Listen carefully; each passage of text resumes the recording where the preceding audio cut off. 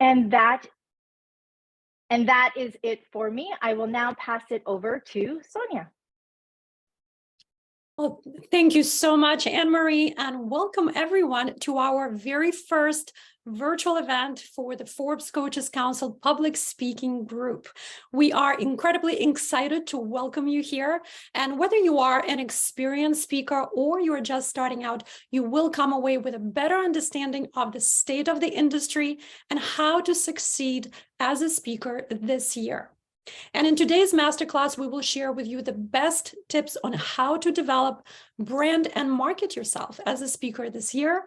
We will also be discussing the top trends in the speaking industry and how to navigate this year's challenges and demands. And of course, we will answer your questions. We received many of your questions through the pre-event survey. Thank you so much to those of you who filled it out. And you're welcome to also post your questions in the chat. Please post questions and comments. We want this event to be interactive. So as you know, joining me today for our masterclass are two incredible industry experts and fellow Forbes Coaches Council members, Tammy Kling and Megan Onan. Thank you so much for being here. And the first question is for Tammy. So what are some of the trends, Tammy, that you are seeing currently in the speaking industry in 2023? Could you please share with us? Absolutely. So the good news is there are two specific trends that will carry on for the next 5 years at least. The first trend is that post-pandemic has created a big need for authenticity. So with everyone, including corporate leaders, including HR, including CEOs at the highest levels that might hire speakers, everyone has gone through this shared experience and event. So the biggest trend is authenticity. And what I mean by that is in the past, right? There were a lot of very big speakers that were often hired. And those speakers have left because during COVID, they lost all their speaking engagements. So for instance, I received 3 calls from 3 major speakers who lost all their speaking engagements. So what does that mean? That means that the well-known voices out there created completely new business models. They had to pivot. And they had to pivot. So now there's space for rising speakers because all of the well-known voices that had been established are now have a primary business model that's different than speaking. So that's great, right? Where does that leave us? It leaves us with authenticity as one trend, meaning really be yourself. And don't worry about being perfect. We have a TEDx platform. And whenever I tell a really well-known speaker who's been doing it for a decade, don't be perfect, it's really hard for them not to be perfect, right? Because they have their speech down. And so it's almost robotic. Whereas a new speaker will go in with so much more authenticity. They'll tell their own personal story. They'll get on the TEDx platform or in front of an audience in a corporate setting and be really authentic. So authenticity is really valuable because everyone's ready for it at all levels. The second really critical trend is that in the past, speaking within organizations, if I were trying to pitch one of our speakers, then the speaking would be focused on entertainment and inspiration. So for instance, for a keynote, it might be, hey, we really need a speaker who's got a lot of energy and somebody that is a keynote who can just pump up our crowd. Well, now it's shifted. So there's a big shift from entertainment and inspiration to results.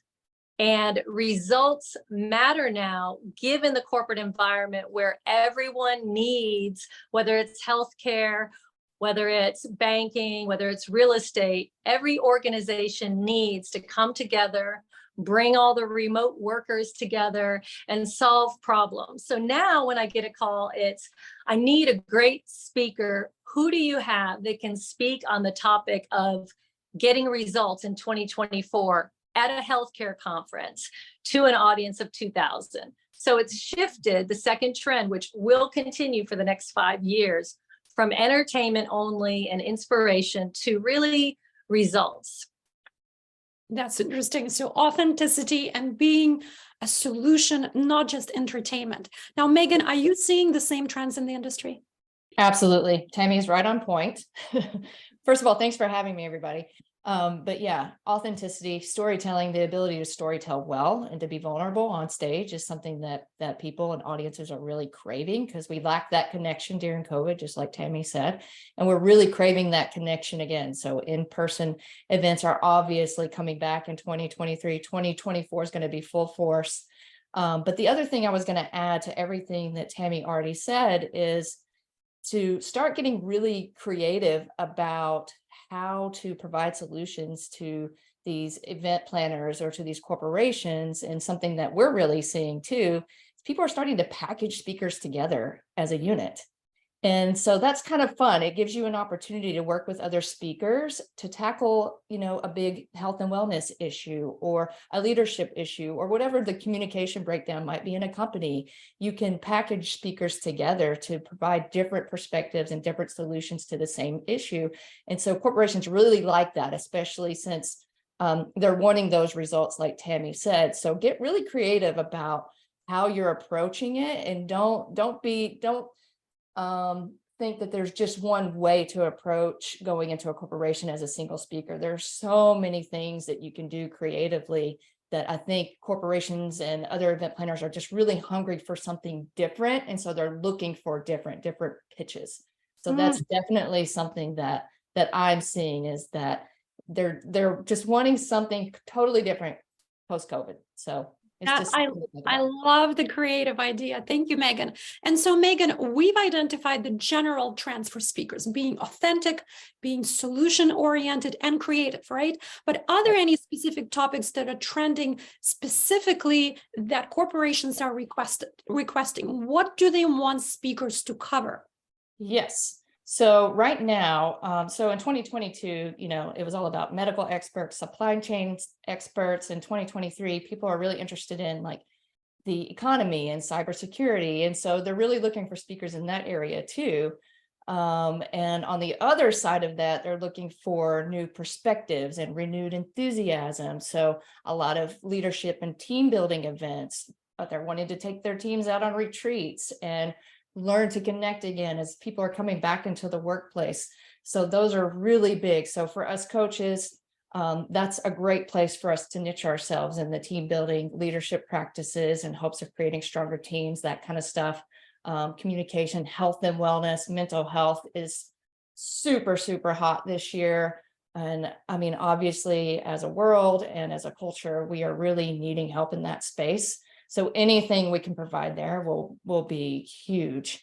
And just another trend that I'm noticing too is conferences we're planning about 6 weeks out last year, and now we're moving to 12 to 18 months. So we're kind of getting back to those normal trends of where we can plan in advance and things don't have to be planned so quickly. So just remember that as you're submitting yourself for conferences as well. The other thing to consider are monthly themes that happen throughout the year. I make my most money during Pride Month in June as a speaker. And so I really push for that month to go into corporations and speak. Mental Health Awareness Month is in May. So consider the monthly themes as a way to pitch yourself to. Those are always hot within corporations, and for events, they're always looking for speakers on those specific topics. So those are just a few things: corporate burnout, motivation, team building. Those are just, always going to be hot for right now. This is such great advice. And I love the idea of paying attention to what is the month focusing on, what is the theme of the month, right? Specific months awareness. That's really smart. Thank you, Megan. Now, Tammy, are you noticing something similar in terms of the themes that are being requested?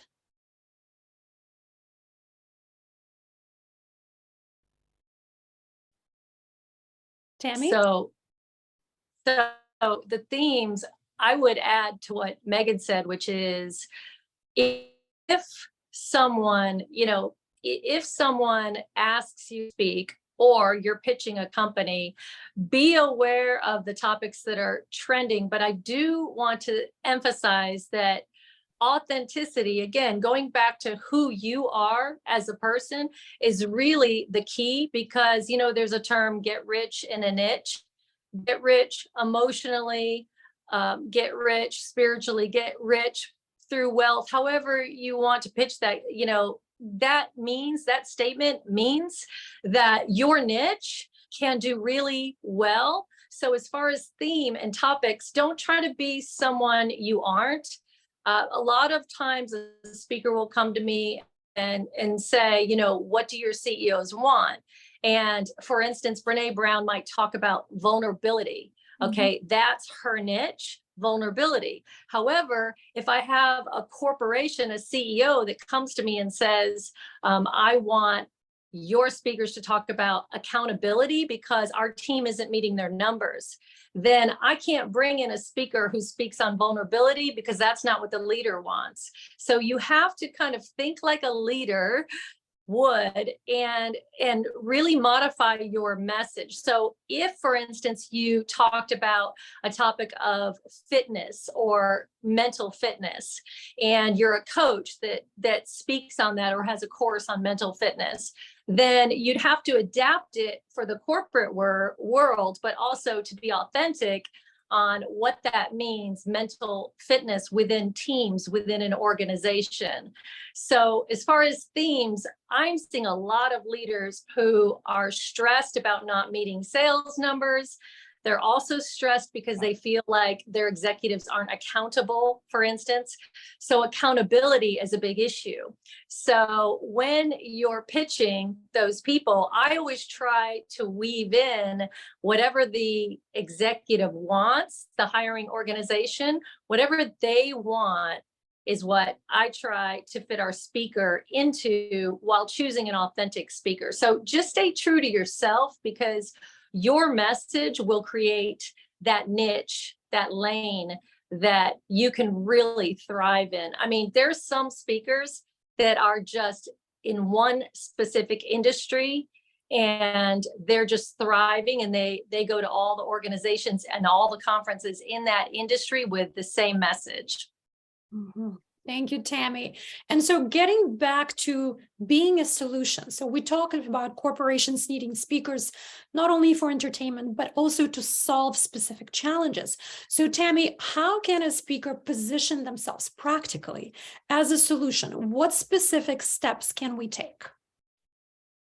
That is a great question. So every speaker does need to be able to provide 3 solutions. So within your topic, if you could pitch 3 different solutions with clarity, and what that means is, let's say that your topic on speaking is win the day, and you're all about action. So you want to teach the organization how to wake up and win the day and be organized and take action. So if you're focused on that, then you have to have that solution identified very clearly for whoever you're pitching. And it's important to have 3 different talks, because if you only have one talk and your entire mission is about one specific thing, it'll be limiting to be able to go into an organization, because even some organizations might have a sales conference and the leader is focused on meeting numbers, let's say. So they really want to talk to the people about taking action. Well, 2 months later, that same organization might have a different conference where you, the speaker, could be a breakout speaker or the keynote speaker, but be flexible and be able to offer a different topic. So when I say, provide 3 different solutions, make sure your topics go beyond just a general theme like happiness.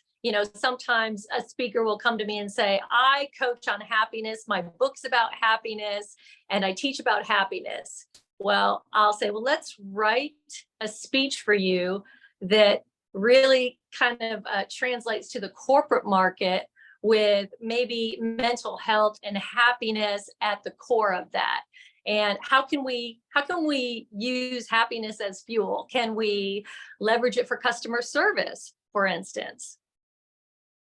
Mhm. Okay, and Megan, what are your thoughts on positioning yourself as a solution? And perhaps you could give us some tips on specifically how to market ourselves as speakers right now. Yeah, sure.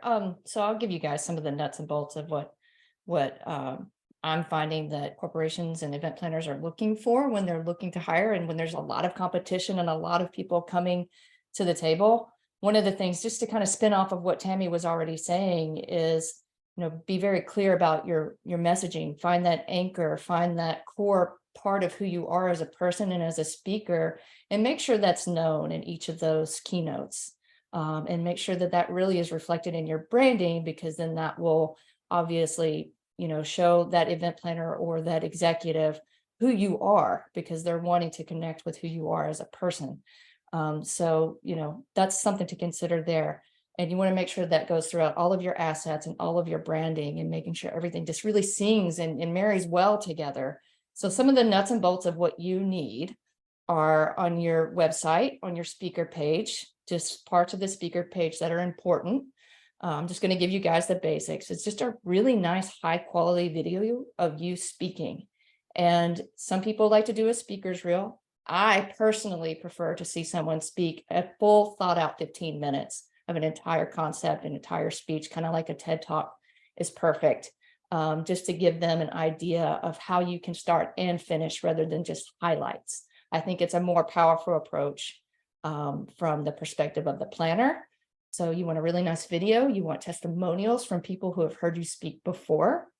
You want a list of companies that you worked with before, even if it was just coaching and consulting with them. It does help provide credibility to the person who's looking at you. You want to list your 3 keynotes like Tammy was talking about, and just have a short paragraph of what those are about and the key takeaways. And I think those are basically just the nuts and bolts of what the speaker page should be. Now, not every planner is going to go to your website, right? So one thing that I work with people on is making sure they have a media kit that they can submit through email, and that represents your speaker page and any other highlights that you have. Let's say you've got books or you've got other programs that you want to highlight. It's just your website in a nutshell that's sent through a PDF, and it has the same branding, the same cohesiveness that you need on that. The other thing is know your fee schedule. Understand what that is before you get into negotiations. I know we're going to talk a little bit more about that later. And let me see if I'm missing anything. Make sure I don't miss anything. And yeah, a personalized proposal to the company, which Tammy has already talked about, so I won't go into that one too much more. And yeah, an outline of what your talk will be and how you're going to specialize it to what that company is actually asking of you. So those are just some basic things, that assets that you need to submit. If there's a lot of competition, if you're applying to a conference, if a company is taking multiple speakers, you got to provide the thing that's really going to make you stand out. And lastly, I have to say, the most important thing is build the relationship. All these things are great and they can make you stand out, but if you're not building the relationship and you're not staying top of mind, it's going to be easy for them to move on to someone that they have a better relationship with. So building the relationship is super, super, super important in making sure that you're doing that. This is such valuable advice. Thank you so much, Megan. Now, one of the questions that was submitted to us, one of the top questions that we received prior to the event via the survey that you filled out, was about representation. And we saw that 97% of you who responded said that you were self-represented. So I'd love to hear both of your thoughts and advice on representation. So Tammy, let's start with you. What are your thoughts on being represented, and what are some benefits of self-representation versus speaking bureaus, agencies, etc.? Okay, so this is interesting, and I love this question. Our main purpose here today is to really kind of share the truths and the myths also. And that's why Sonia and Megan and I are here. And I love that question because it kind of sends fear into the heart of a new speaker, because a lot of times speakers feel like they don't have enough or that they don't have a speakers bureau. I own a speakers bureau, and I'll be the first to say that the top speakers in the world, okay, top 3 speakers in the world, let's just say, they don't have speakers bureau representation. And why is that? That's because people just call them, right? Let's go to the next level, right? The next level of speaker, the mid speaker, they may have a speakers bureau, but still they'll have an administrative assistant. And this might be somebody that they hire at $20 an hour, a virtual assistant. It doesn't have to be complex, right? In the beginning, if you don't have a speakers bureau, that's fine, because remember that top level, they don't have a speakers bureau. Now they may get a call from speakers bureau, agents. They may get a call from the leader of a speakers bureau. I just took one of those top speakers in the world, and I got a request from a corporation to place him. And I called him and texted him, and I said, do you want to do the speaking engagement? And I got him $35,000 for 45 minutes, right? Well, technically I own a speakers bureau, but they wanted him. I didn't have to sell him. They wanted him. So I would say the answer to that is yes, it doesn't hurt to have a speakers bureau. It's fantastic to know people who are connected in the corporate market. But until then, or if you just don't want to go down that path, make sure you build your product. You are the product. Build it on LinkedIn. Make sure that you provide clarity, like both Sonia and Megan have said, provide clarity on actually who you are. A lot of times, you'd be amazed. A lot of times people will say, oh gosh, I didn't know that speaker spoke to corporations. I thought they only spoke to youth. So have a lot of clarity when you speak. And most important is make sure you build that product so that people out there on social media can see you and get a great speaker coach like Sonia or whoever. If you can, get a great speakers coach to really help you build that product. Okay, well, that's a very fresh perspective on things. And I love how you tell us not to be afraid if you're just starting out, because there are ways to represent yourself and do it well and get great speaking engagements. So Megan, what are your thoughts on representation, and what are the main benefits and differences between agencies and bureaus? My perspective is very similar to Tammy's. I mean, it's like you're going to go publish a book these days and you've got how many choices, I mean, there's something for everybody. It's really just a personal preference, and there's no right or wrong, no matter what you choose. If you choose hybrid, if you choose traditional, or if you choose self-publishing, you're still going to have to work really hard to get results, right? You're not just going to hand it over to a bureau or an agent and just sit back and wait. You still have to put yourself out there. You still have to be on social. You still have to be building relationships and partnering with your agency or your bureau to really get out there and work for you. So it doesn't matter which route you choose, the amount of work is still going to be on you, because you're the product. Just like Tammy said, you're the one who needs to be out there and putting your face out there. So I do want to preface that just in my experience and working with every single avenue, that the more a talent or a speaker works with whoever it is they're working with, the better results you're going to get. So I do want to say that, but, and I contract with an agency. And so every bureau, every agency, every booker manager is different. So you're not going to find one that is exactly the same to the next. Maybe their business models are similar, but what they provide beyond the surface of just getting speaking engagements is always going to be a variety of things. So the agency I contract with, you do get a speaker coach. You do have someone there helping you build their brand. And I know a booker manager in Canada that I just connected with. She does something similar. She only has about 4 or 5 clients that she works with, but she does a very, very personalized, in-depth approach with her speakers. And she provides branding all the way to helping them get on stage. And then she also books them. So there's just a variety of options out there. And it's really about what best suits your needs right now. If you're needing to build your brand and you're needing help getting out there, then there are places for you there. If you have your brand built, you have a really great social following, and you just want some representation, some connections, you want to build more relationships, maybe a bureau or an agency is a better place for you. It's not, I mean, you can do it yourself. It's just how much support do you want? And what are your expectations in return? So just be very clear going into the conversation with whoever you're talking with to know what you're going to get in return for whatever an investment of time or investment of resources you're going to be putting into it. So all that to say, there's no one size fits all here. It's really just a personal preference of what you're looking for and what you're wanting to get on the other side of it. Well, that is fantastic advice. And thank you for educating us on this topic. Now, both of you mentioned social media a couple of times. So let's talk about social media and the importance of embracing it as a speaker in 2023. How do you both recommend leveraging social media and different platforms? Tammy, let's start with you. Okay, I love the question because everyone asks, should I be on TikTok? Should I be on Facebook? Should I be on LinkedIn? And the answer is start in your comfort zone, start where you're comfortable and build that, and then branch out from there. There are some influencers, for instance, who started on TikTok, right? And then now they are speakers because of their TikTok account. There are other people that are authors, for instance, who build their brand on Facebook and then made corporate contacts there.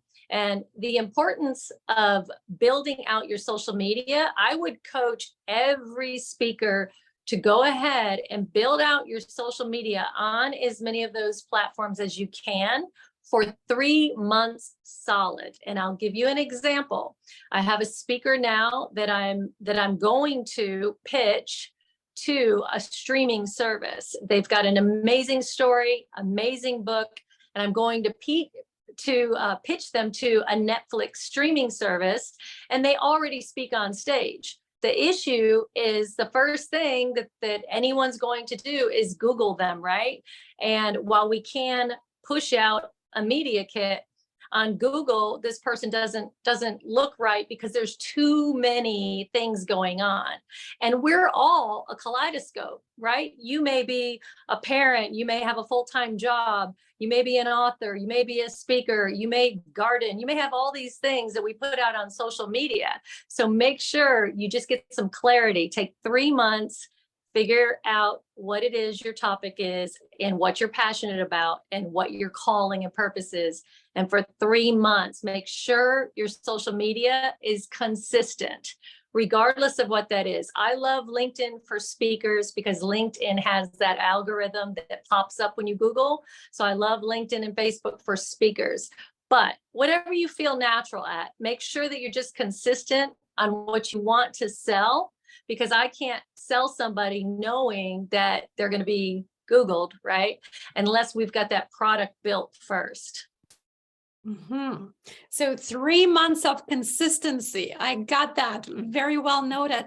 Now, Megan, can you talk about social media and how you see it fitting in the speaking industry and how we can really benefit from it?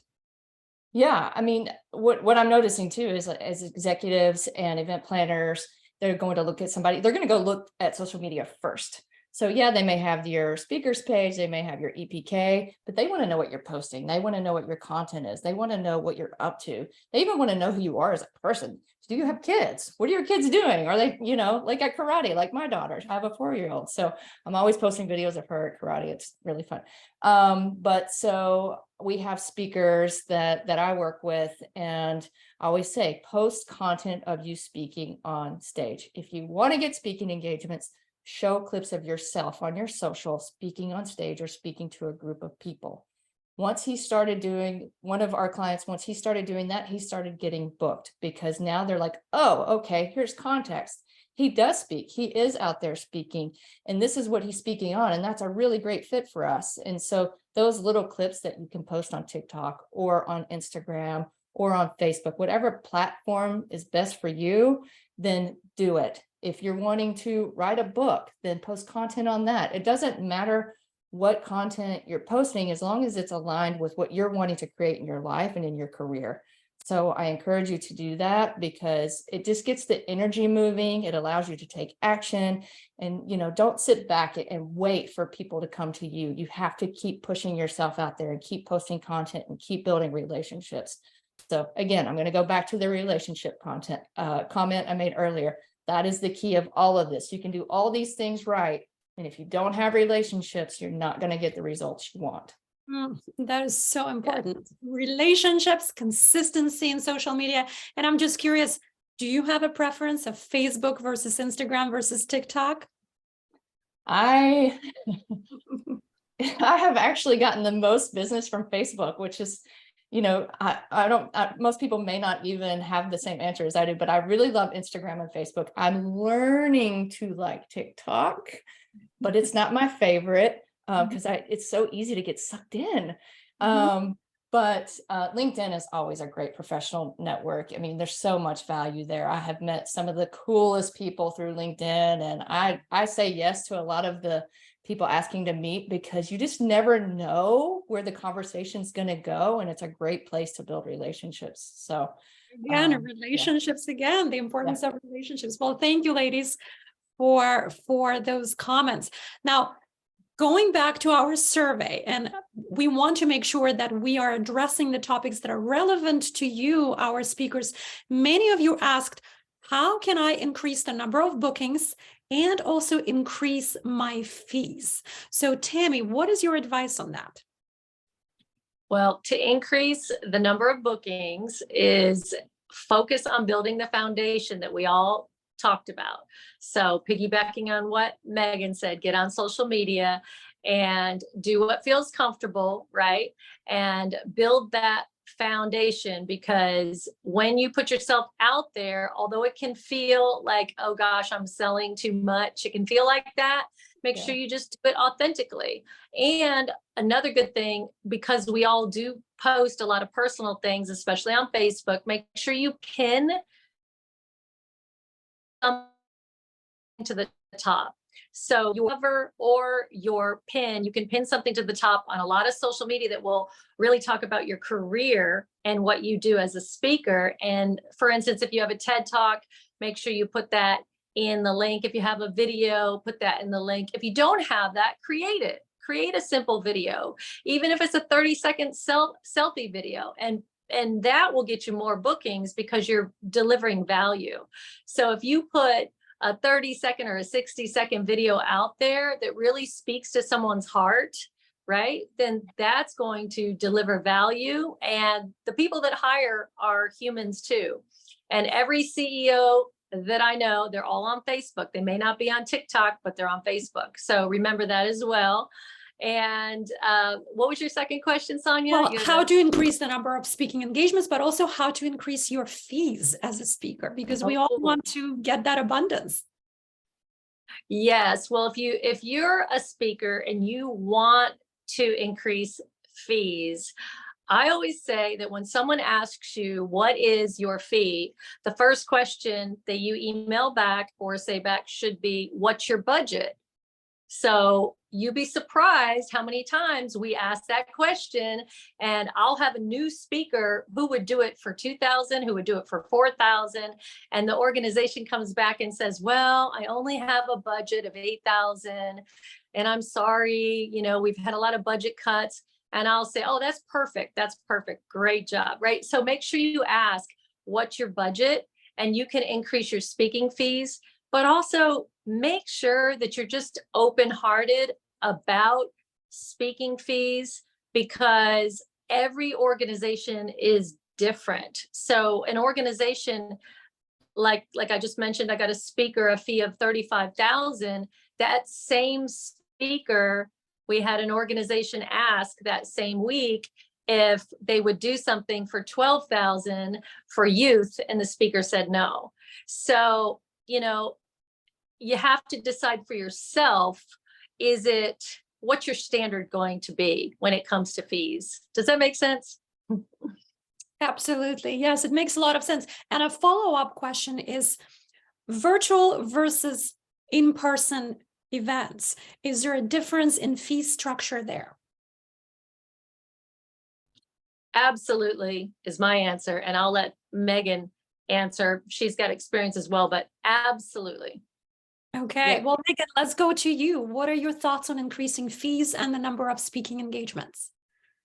So yeah, I'll answer the virtual question first. So typically it's 70% of what your in-person fee is. So if you're charging $10,000 in person, you want to charge about 7,000 to 7,500 for virtual. I know a lot of people are doing virtuals for 5,000. So, you know, it really just, you want to keep those two, you know, synergetic, because there's no travel expenses involved and you get to be in the comfort of your own home. So obviously people are going to expect a lesser fee than an in-person fee. So, you know, obviously it's to your comfort, but that's standard. The other thing I was going to add to getting more speaking engagements, one thing you can do is when you do get a speaking engagement, let's say you're traveling to Nashville, you have a speaking engagement in Nashville, start calling around the Nashville area and find other places you can speak for a lower fee and pitch it as such, so that, you know, you go to a corporation, they're going to hire you, they're going to cover your travel expenses, call other schools, corporations, universities, whatever your interest is, and say, hey, you don't have to cover my travel fees. I'll do a lesser fee for you. I'm already going to be there. And that's just a creative way to get more speaking engagements in one place where you can drop your fee. And at the end of the day, you're able to make more money in the long run, because now you've given 3 or 4 speeches instead of just one. So that's a creative way to increase the amount of speaking engagements that you get at once. And yeah, it takes a little bit of legwork, but if you have a bureau or an agency who can help you with that and provide those contacts, that's always super helpful, or a booker manager, whatever it may be. But it will be worth it in the long run. The other thing to consider when you're talking to a corporation is, yes, they have a set amount for budget for keynoters or for consultants, whatever, but they have other budgets to consider.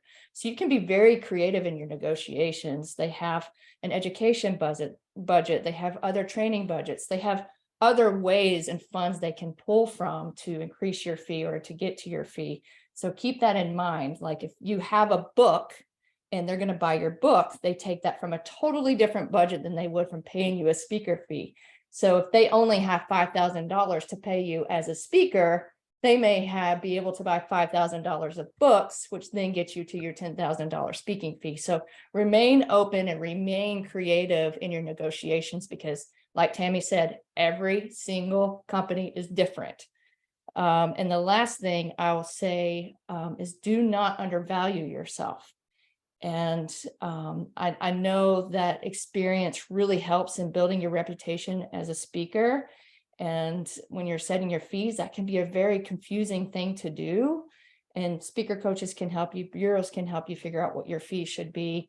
But just remember to not undervalue yourself, because it's a lot of work to get up and do a speaking engagement, the hours and hours and hours of prep, the time away from your family to travel. And so I just want to encourage you not to do that. It's just to provide real value. We need value in exchange. And I really, truly believe in that. So just keep that in mind too, when you're going forward and negotiating. Yeah, Megan, this is such valuable advice. And I feel that this is so timely, because many of us feel anxious in the current economy. So the tendency might be to undervalue yourself and underprice yourself just to get a speaking engagement. So this is really great advice. We appreciate that. Now, we are receiving some of your questions in the chat, so please feel free to post your questions. We have a couple more minutes to receive them. And we have, as you can see, we have incredible experts who can address your questions. And I'm wondering, Megan and Tammy, so you gave us a lot of professional advice on how to succeed as speakers this year. Can you give us some personal advice? Megan, let's start with you. Personal advice as a speaker? Yes, how to succeed as a speaker. You know, we talked about the branding and the marketing of it, but is there any personal advice that you can share? You know, I'm going to sound like a broken record here. Yeah, for me, it's just, I am so involved in the relationships that I have. And I am just that kind of person that once I have a relationship, I'm going to keep checking in with you, see how you're doing. I'm going to say hi, I'm going to say happy Friday. And for me personally, it's not just about getting work on the other end of it, it's really important to me as a human being to have those connections. And so I make that the most important part of everything that I do, is just really appreciating people, letting them know I value them. And in return, they end up valuing me, and we're able to create magic and create opportunities and just staying in touch, because you may meet somebody today and not have any work with them for 20 years. You just don't know the timing of things, but connect with people that are aligned with your values and aligned with who you are. Yes. And I mean, it has gotten me to where I am today, is just that very core thing, and just staying true to that part of myself. Mhm. I And hope that's what you were looking for, but I am. And one more thing that I'm curious about, sometimes when we're starting out in this industry as speakers, we might think that having the talent as a speaker and being an Right. expert in a particular field might be enough. Is that enough? no, it's not enough. And I see this all the time with new speakers coming into our agency. They are experts in their field. They have the experience behind them. And then they think, okay, now I'm coming into an agency or a bureau and it's going to explode. And so managing expectations is a really big thing that I often deal with. And just knowing that it takes time, just like you're building a book launch, or you're building another arm of your business. Speaking is the same way. It's like building another business, and you have to be patient with the results. Get out there, start doing some speaking, just be diligent in putting yourself out there, and don't give up. I've been doing this for 15 years, and it has taken every bit of that time to get to where I am now. So just be diligent, don't give up, and, really just look at your expectations and be realistic. Most people say it takes 5 years for a business to become profitable, right? So give yourself time and space to grow and lean into what you can be as a speaker. That is beautiful advice. Thank you so much, Megan. Tammy, what is your wisdom? Can you share some of your personal advice? Yes, very important. And sometimes it takes years to learn this, but number one, back to being authentic, it comes with your own, down to the way you dress, everything, right? So a lot of times a new speaker will go and look on videos to see what other speakers wear. It comes down to what you prefer. So for instance, before I TEDx platform and audition speakers, before that, I had a goal to do a TED Talk. So when I went to the audition and I got the talk, then I was shocked and I was happy. But during the dry run, the practice, they said, whatever you do, do not wear black. Well, if you Google Tammy Kling TEDx, you'll see what I'm wearing. I'm wearing black. And I didn't listen. And I'm so glad I didn't listen. I was true to myself. I knew at that moment that I was going to wear black, and I wasn't going to listen, even though the TEDx host said, don't wear black because you'll blend into the background. Well, one of the most important things that I knew is that whatever your talk is has to be timeless. So a lot of times you'll look at a video of Zig Ziglar or somebody from the past, any speaker, anybody, and they're wearing an outfit that was trendy during that time. And colors, you can wear any color you want. But I wanted to have something that would be timeless. So if you watched my talk, you wouldn't be able to tell that I gave it over a decade ago or whenever I gave it, because I'm wearing all black, but also that's my comfort zone. That's my comfort zone. So be authentic to yourself. A lot of times speakers will have a power color. They have one color. I used to have one ring that I only wore on stage. It was like my comfort zone. It was like this little crystal ball, moonstone, right?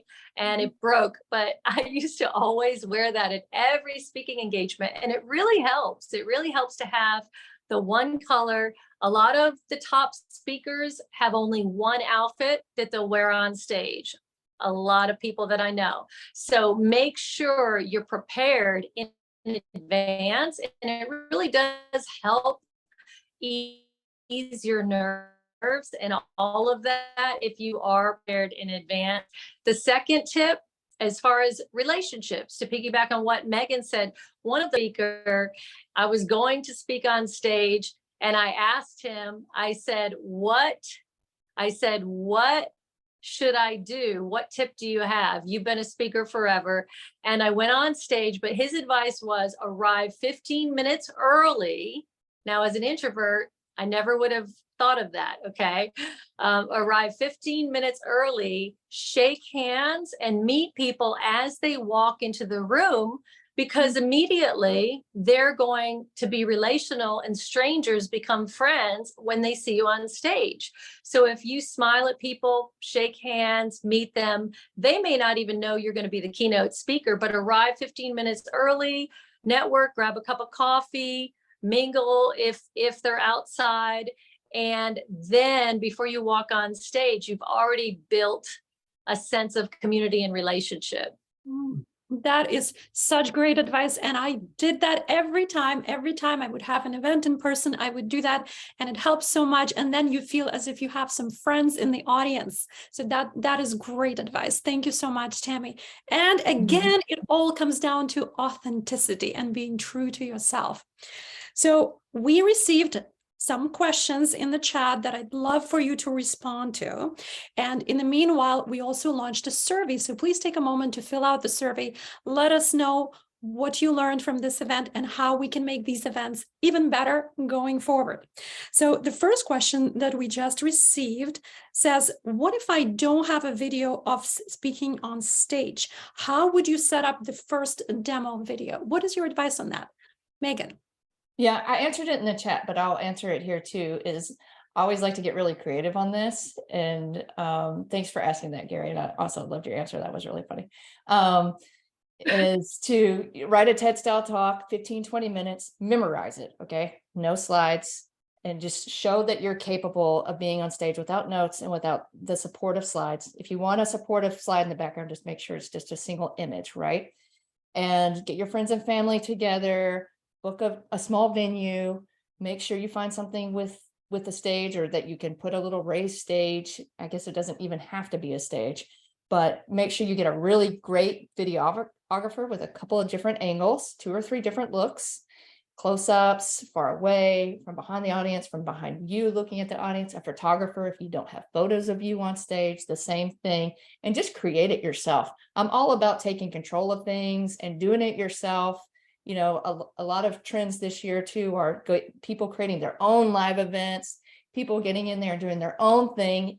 Don't wait for someone else to do it for you. Get out there, do it for yourself, and create your own event. And it'll be so fun, and it'll be a super big challenge. Talking in front of your friends and family is probably going to be your toughest audience. So that's one thing. The other thing is there's some amazing studios around the US who have green screens that can make you appear like you're on stage. Same concept, do your TED talk, 15, 20 minutes, go in, get ready, prep, do all the things Tammy talked about, and do it that way. So you can do it in a studio, or you can do it with a live audience. Live audience is going to elicit better emotion from you, be a better product in the end, because it'll show the connection between you and your audience. So I prefer that one, but if that scares you too much, there's always a studio that can provide that for you. Or you could just go to offer a free gig to a local nonprofit, or to an association, or to a Rotary meeting. I don't know. And you could do it that way as well. Or your dog. Or There your you dog. go. And that brings us to another tip we forgot, ladies, is please go on Amazon. If you're a speaker and you're here, or a prospective speaker, go to Amazon today and buy yourself a ring light. You can put your cell phone in the ring light. Your dog could be in the audience, and you can speak for 60 on a topic you're passionate about. But if you can do it in the essence of time, make sure you buy that ring light, because lighting is everything. That is true. Good lighting, good sound. That's really important to market yourself. Great. So one more question we got in the chat is, what are the average audience sizes, and how do we charge based on the size of the audience? Tammy, this is all yours. Okay, that's a great one. So I really want the fee discussion to go back to, why are you a speaker? That's what I really want it to go back to, because as far as audience sizes, so we have audiences, for instance, there's an American Airlines leadership event. And we've placed speakers for that. And it's like 1,000 leaders, right? But we've placed a new speaker at $4,000. We've placed a seasoned keynote at that same event for $15,000. So ultimately, I would say, that's an audience of 1,000. And yet we've also had a team of 5 board members, okay, in the real estate industry that we had to provide a speaker to. And it was a speaker that was $12,500. Now, in neither case, the speaker did not set the fee. The event and the leader set the fee. So when I say go back to why you're speaking and what your life purpose is with that, is it to change lives? Is it to inspire people to think differently? Or is it based on some prior experience, something that you want to help people overcome? Because if it is based on your primary goal, then you might be willing to say, oh gosh, I've set my fee at X amount, $10,000, but I'm ready to do an event for $5,000. If it makes sense, it's got to make sense, of course. But I think that I've seen smaller groups of executives pay more than a large group. And sometimes it's thousands of people and sometimes it's only 10. So it's really not about the size of the audience, it's about the budget and where you are in terms of your experience, right?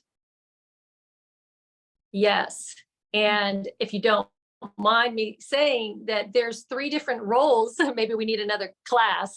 There's 3 different roles within being a speaker. Some people are fantastic at being facilitators, very different than being a speaker. Yeah. So whereas Megan might get on stage and be able to talk for an hour and be an amazing speaker on a topic, Sonia, you're clearly an amazing facilitator as well. And sometimes people are one or the other. So a facilitator sometimes will introduce executives within a corporate conference, and they're very different, almost like a show host, right? Like an MC. And Megan can talk to that, I'm sure. That's great. And thank you for the compliment, Tammy. So we have time for one more question. Catherine asked, I did a TEDx, but on a virtual stage. Would that be good enough for a demo video, although it was not on the actual stage? I'm going to say yes, Tammy. I'm sure you agree. Yeah, absolutely. Anything TEDx is great. Okay. I mean, if you've got a TEDx, that's the golden ticket to speaking. Yes, absolutely. Okay, and one more question. Is it hard to find a good videographer, and what's a range that it could cost? I can tell you from my experience, I hired somebody recently for as low as $300, and this is a 2-camera angle. It does not include editing, but it includes great sound. We had a lapel microphone. The sound is great. They even did some lighting. So it's all about your relationships and negotiations, right? That's a good range, Sonia. I agree with that. And just make sure you ask for some samples of their work before you hire them. That's a good way to know if they're going to be what you need. Wonderful. Well, it is time to wrap up our event, and I want to thank all of you so much for joining us today. Thank you, Megan and Tammy, for sharing your incredible knowledge and expertise with us. And of course, thank you to the Forbes Council for the opportunity to host this event. We wish all of you lots of success and joy in your speaking careers, and we're excited to support you. And I'd like to leave you with this. Tammy and Megan, you mentioned a couple of times authenticity, and it made me think of my favorite quote by Brené Brown. Brené Brown said, authenticity is the daily practice of letting go of who we think we're supposed to be and embracing who we are. So please embrace who you are and go out there and shine as speakers. And we're looking forward to being with you again soon. Love that. Thank you. Thank you, everyone. See you soon. See you soon. Bye-bye.